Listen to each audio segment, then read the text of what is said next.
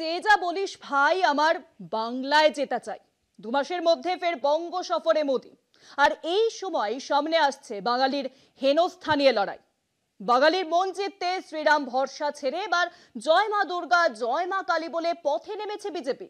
এদিকে প্রধানমন্ত্রীর এই বঙ্গ সফরের সময় বাংলা বলা কি অপরাধ বলে প্রশ্ন ছুড়ল তৃণমূল কংগ্রেস। বাংলার অপমান নিয়ে এদিনও সরব হয়েছে তারা।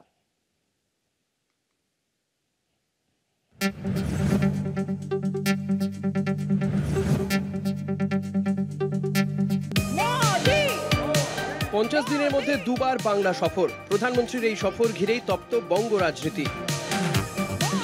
বিজেপি চাইছে বাংলার মাটিতে পদ্মের ভিত শক্ত করতে, আর তাই বাংলা ও বাঙালির মন জয় করতেই আসরে নামছে তারা।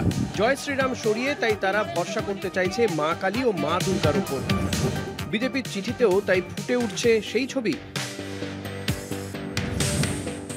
রাজ্যে আসার আগেই তৃণমূলের অপশাসন দূর করার জন্য রাজ্যবাসীকে আহ্বান জানিয়েছেন প্রধানমন্ত্রী। রাজ্যে এসে ঘোষণা করেছেন 5,000 কোটি টাকার বেশি সরকারি উন্নয়ন প্রকল্প। তার দাবি, বিজেপিই পারবে বাংলার উন্নয়ন করতে।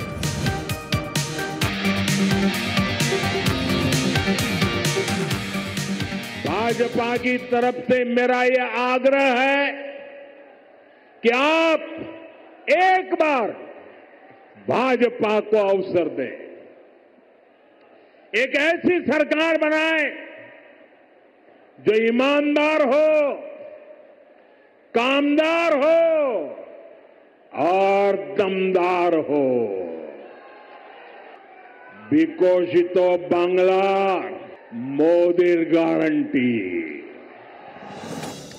যদিও প্রধানমন্ত্রীর এই সফরকে কটাক্ষ করতে ছাড়েনি তৃণমূল। সমাজ মাধ্যমে ব্যঙ্গচিত্র ছেড়েছে তারা।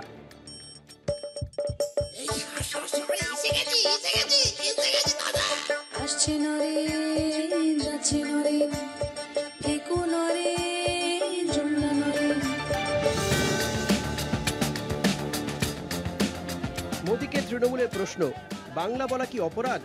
বাংলা বলা অপরাধ হলে জাতীয় সঙ্গীত গেয়ে তিনিও কি সেই অপরাধে দোষী? আর তা না হলে বাংলা বলার অপরাধে নাগরিকদের আটক করে হেনস্থা করা হচ্ছে কেন? কোন আইনে ভাষার ভিত্তিতে সরকার মানুষকে শাস্তি দিচ্ছে? বিজেপি কি সত্যিই বিশ্বাস করে এভাবে বাংলায় ক্ষমতা দখল করা সম্ভব? কবিগুরু রবীন্দ্রনাথ ঠাকুর, আপনারা জানেন, আমরা তো সকলেই রাষ্ট্রগীত, ন্যাশনাল অ্যান্থম, তাহলে কি তিনি তো লিখেছেন, কালকে কি গাওয়া বন্ধ করে দেবেন? রাষ্ট্রগীত বঙ্কিমচন্দ্র চট্টোপাধ্যায় তিনি লিখেছেন, তাহলে কি ভারতবর্ষ কি আপনি বলবেন আর এইগুলো গাওয়া যাবে না? বলুন, বলতে হবে তো। তৃণমূলের অভিযোগ, বিজেপি বাংলা বিদ্বেষী।